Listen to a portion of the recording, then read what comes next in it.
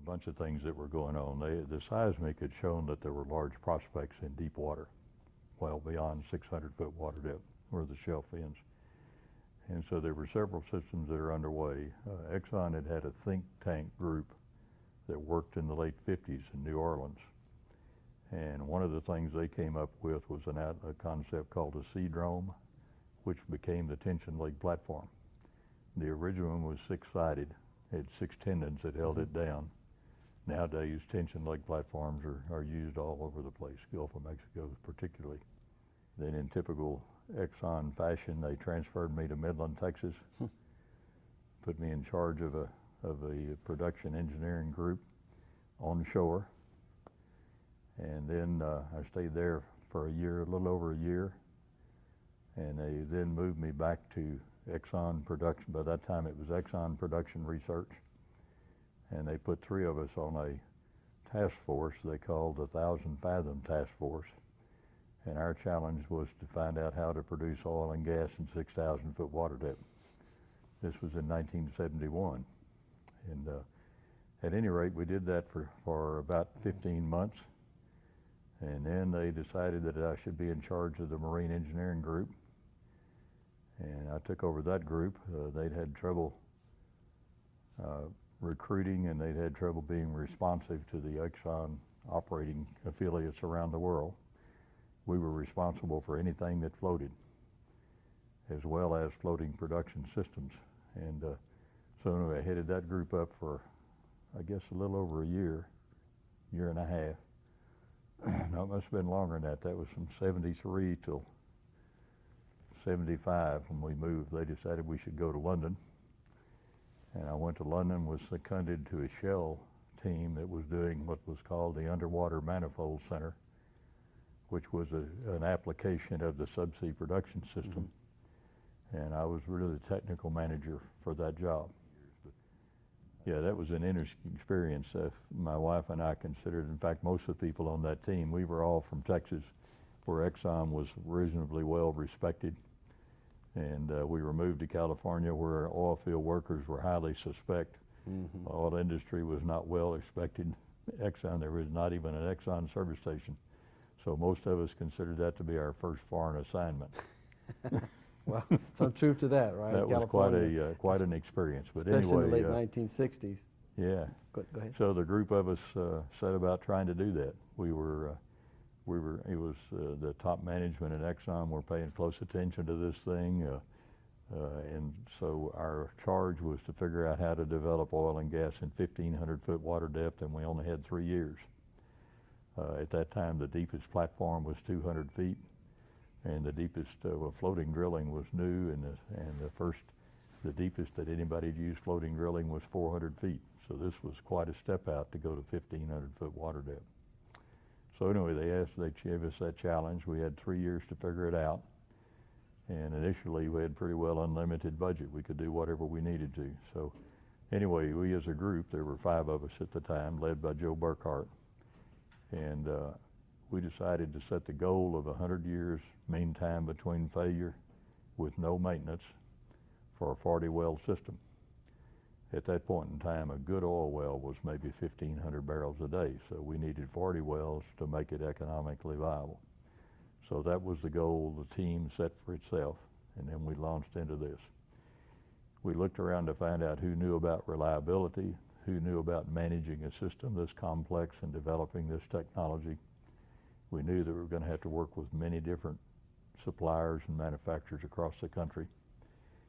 We concluded that the government contractors that work with the Navy, that did a lot of underwater work with the Navy, and also the people that did aerospace work had some of the technology and certainly the methodology that we needed.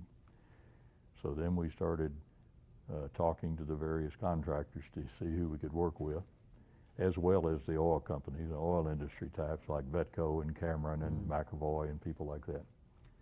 And so we ended up selecting TRW.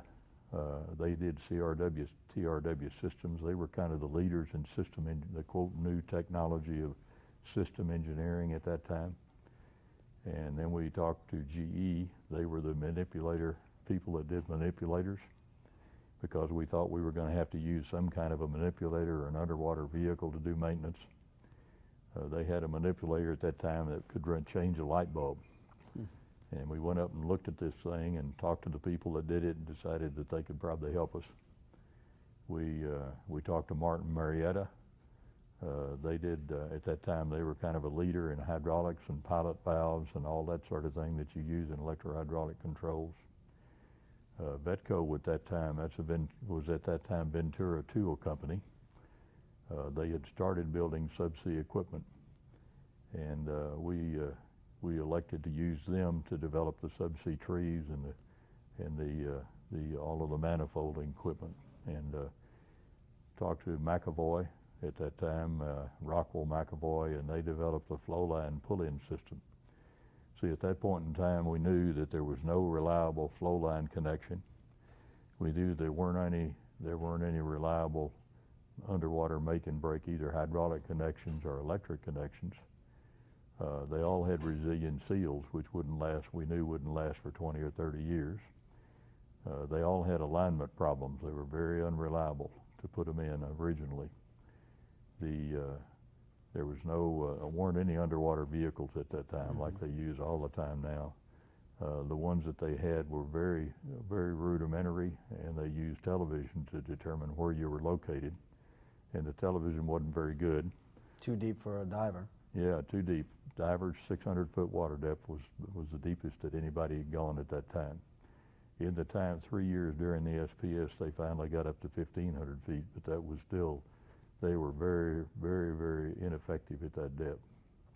So anyway, that's what we did, and we launched into this approach with using GE for the manipulator and TRW for the control system, Vetco for trees and manifolds and valves, and then I guess that was mainly the main contractors. And the production would run to a facility on the water surface? No, on the seafloor.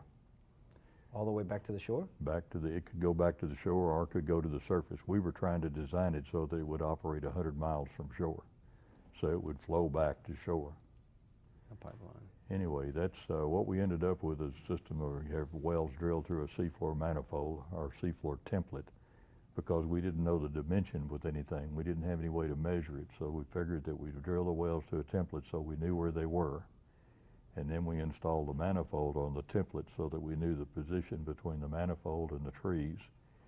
And then we put a track on there because there was no way to get this manipulator landed down there and be sure it didn't bump into something.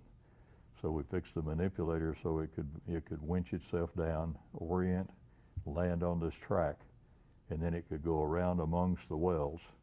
It had to be faced the right position, and then it had manipulators, and those manipulators could be used to either make flanges up or to pull a valve out or a choke. All of this had to be developed, or a pressure sensor or temperature sensor. None of these things existed.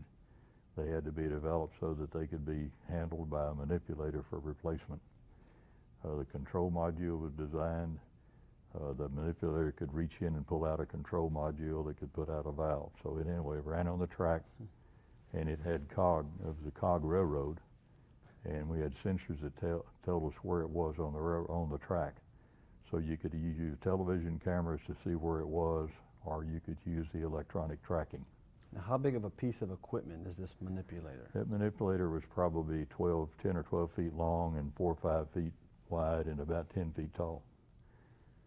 We had several people in the Exxon and organization, and probably others, that were concerned that you had to have men on the seafloor, that you couldn't do this remote control.